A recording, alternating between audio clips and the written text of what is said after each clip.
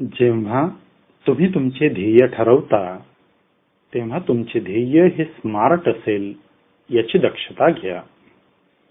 Smart म्हणजे काय ते आधी आपण समजून घेऊया. स्मार्ट मधील एस म्हणजे स्पेसिफिक, एम म्हणजे मेजरेबल, ए म्हणजे अचिवेबल, आर म्हणजे रिअलिस्टिक आणि टी म्हणजे टाइम बाउंड. यातल्या प्रत्येक शब्दाचा अर्थ आपण समजून घेऊया. तुमचे ध्येय स्पेसिफिक म्हणजे सुस्पष्ट असले पाहिजे. उदाहरणार्थ, तुम्ही जर एखादी परीक्षा देत असाल तर परीक्षेत खूप सारे गुण मिळवावयाचे आहेत असे अस्पष्ट ध्येय ठेवून चालणार नाही. 90%, 95% नेमके किती टक्के गुण मिळविण्याचे तुमचे ध्येय आहे ते स्पष्ट करावे लागेल. ज्यांची ध्येये सुस्पष्ट नसतात ते लोक त्यांचे ध्येय कधीच साध्य करू शकत नाही. ध्येय आणि ध्येयाची पूर्तता यांच्यात उभी राहणारी भिंत म्हणजे ध्येयाची अस्पष्टता. त्यामुळे तुमचे ध्येय हे स्पेसिफिक म्हणजे सुस्पष्ट आणि नेमके असू द्या. ध्येय हे मेजरेबल म्हणजे मोजमाप करता येण्यासारखे असले पाहिजे. ध्येय मोजमाप करता येण्यासारखे नसेल तर तुम्ही ध्येय गाठण्याच्या दिशेने किती प्रवास केला आहे आणि तुम्हाला आणखी किती प्रवास करावयाचा आहे हे कळू शकणार नाही.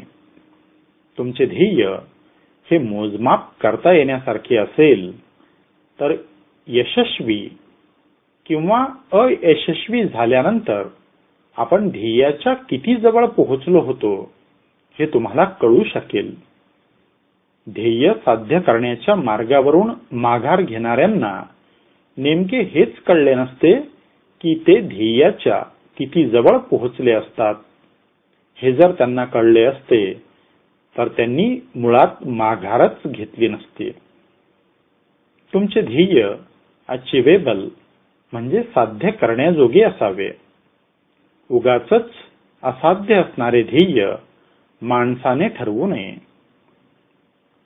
जर एखादा व्यक्ती असे म्हणायला लागला की मी दररोज उंच उडी मारण्याचा सराव करेन आणि एके दिवशी एवढी उंच उडी मारेन की मी चंद्रावर जाऊन पोहोचेन आणि चंद्रावर पोहोचण्याचे माझे ध्येय साकार करेन, तर हे ध्येय अचिवेबल म्हणजे साकार करता येण्यासारखे नाही.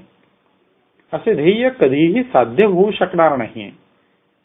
त्याऐवजी जर तो व्यक्ती असे म्हणाला की मी अंतराळवीर होईन आणि अंतराळ यानातून प्रवास करून चंद्रावर जाऊन पोहोचेल, तर त्याचे हे ध्येय अचिवेबल म्हणजे साध्य होण्यासारखे आहे. त्यामुळे तुमचे ध्येय हे साध्य होण्यासारखे असेल याची काळजी घ्या. असाध्य ध्येयामुळे व्यक्तीचा अपेक्षाभंग होतो. त्याचा उत्साह वृद्धिंगत होण्याऐवजी तो निरुत्साहित होतो. ध्येय रिअलिस्टिक असावे म्हणजे वास्तववादी असावे. उगीचच मी हे संपूर्ण जग बदलवून टाकेन, समुद्र पिऊन टाकेन, सूर्यावर माझे यान उतरवेल असे अवास्तव ध्येय बाळगू नये. जे खरोखर वास्तवात असू शकते, जे प्रत्यक्षात आकाराला येऊ शकते असेच वास्तववादी उद्दिष्ट तुम्ही ठरविले पाहिजे. सर्वात शेवटचे म्हणजे तुमचे ध्येय हे टाइम बाउंड असले पाहिजे. ध्येयपूर्तीचा कालखंड निश्चित असला पाहिजे. कार खरेदी करणे हे जर तुमचे ध्येय असेल तर नेमक्या किती कालखंडानंतर तुम्ही कार खरेदी करणार आहात हे स्पष्ट असले पाहिजे. सध्या आहे त्या वजनापेक्षा 5 किलो वजन कमी करणे हे तुमचे ध्येय असेल तर नेमक्या किती दिवसात किंवा किती महिन्यात तुम्ही हे 5 किलो वजन कमी करणार आहात ते तुम्हाला ठरवावे लागेल. तरच तुमचे ध्येय टाइम बाउंड ठरेल. लोकांच्या ध्येयाबाबतची सर्वात मोठी शोकांतिका म्हणजे त्यांची ध्येये टाइम बाउंड नसतात. त्यामुळे ध्येय साध्य होण्याआधीच आयुष्य संपून जाते. ध्येय साध्य करण्याचे राहून जाते. तुमचे ध्येय हे अल्पकालीन, मध्यमकालीन आणि दीर्घकालीनही असू शकते. जे ध्येय साध्य करण्यासाठी दीर्घ कालखंड लागतो, असे ध्येय साध्य करण्याच्या मार्गातले टप्पे निश्चित करा. प्रत्येक टप्पा गाठण्याचा कालखंड निश्चित करा. प्रवास फार लांबचा असेल तर आपण मध्ये मुक्काम करतो आणि दुसऱ्या दिवशी पुन्हा प्रवासाला लागतो. अगदी त्याचप्रमाणे टप्पे निश्चित करा. विहित कालखंडात निश्चित केलेला टप्पा गाठल्यानंतर तो पूर्ण होईल याची दक्षता घ्या. अन्यथा ध्येयपूर्तीचा तुमचा प्रवास लांबल्याशिवाय राहणार नाही. संपूर्ण जेवण एका घासात जेवता येणे शक्य नसते. त्याला छोट्या छोट्या घासांच्या माध्यमातूनच पूर्ण केले जाऊ शकते. मोठा केक एका घासात खाणे शक्य नसते. त्याचे तुकडे करूनच खावे लागतात. हे तत्व दीर्घकालीन ध्येयाबाबत नेहमी लक्षात ठेवावे. तुम्ही ठरविलेल्या ध्येयांची वारंवार उजळणी करा. तुम्हाला ध्येयांचा विसर पडता कामा नये. तुमचे ध्येय ठळक ठिकाणी लिहून ठेवा. दररोज त्याचे वाचन करा. तुमचे ध्येय तुमच्या मित्रांना आणि नातेवाईकांना सांगा, जेणेकरून बऱ्या अथवा वाईट मार्गाने आणि हेतूने ते तुम्हाला तुमच्या ध्येयाची सतत आठवण करून देतील. अनेक लोक आरंभशूर असतात. मोठ्या उत्साहाने ते त्यांचे ध्येय निश्चित करतात. परंतु ध्येय साध्य करण्याच्या बाबतीत नंतरच्या काळात ते फारसे गंभीर राहत नाहीत. त्यांना ध्येयांचा विसर पडतो. पावसात भिजणाऱ्या माकडाची गोष्ट तुम्हाला आठवत असेलच. पावसात भिजणारे माकड पावसाळा संपताच घर बांधण्याचा निर्धार करते आणि पावसाळा संपताच आपले ध्येय विसरून जाते. असेच हिवाळ्यात आणि उन्हाळ्यात घडते. त्यामुळे माकडाचे घर काही बनत नाही. त्याचे घर बांधण्याचे ध्येय साकार होत नाही. ध्येय साध्य करण्यासाठी निश्चय आणि निर्धार लागतो. कष्ट करण्याची तयारी असावी लागते. ध्येय ठरवताना तुमच्या क्षमता विचारात घ्या. जगातली सर्वात मोठी समस्या म्हणजे लोक अवास्तव ध्येय ठरवतात आणि म्हणून ते साध्य करू शकत नाही.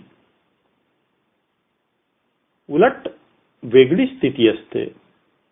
लोक त्यांचे ध्येय सहज साध्य असणारे ठरवतात आणि त्यामुळे त्यांची पूर्ण शक्ती पणाला लावू शकत नाही.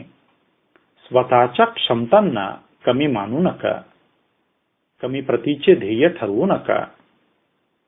एखाद्या कामगारामध्ये कामगार अधिकारी होण्याची क्षमता असू शकते, पण तो स्वतःला त्या क्षमतेचा मानत नाही. त्यामुळे कामगार अधिकारी होण्याचे ध्येय ठरवत नाही. जर एखाद्या कामगाराने कामगार अधिकारी होण्याचे ध्येय ठरविले आणि आपली संपूर्ण शक्ती पणाला लावली तर तो निश्चितच कामगार अधिकारी होऊ शकेल. त्याचप्रमाणे शिक्षकाचा शिक्षणाधिकारीही होऊ शकतो. गरज आहे फक्त स्वतःवर विश्वास ठेवण्याची. एकेकाळी मोलमजुरीचे काम करणारे अनेक लोक आज प्रशासनात उच्च पदावर आरूढ आहेत. हे याचे मूर्तिमंत उदाहरण म्हणता येईल. ध्येय प्राप्तीच्या मार्गात येणाऱ्या अडचणींचा बाऊ करू नका. मार्गात एखादा दगड आला तर त्याला अडथळा न मानता त्या दगडावर चढून आपली उंची वाढवा.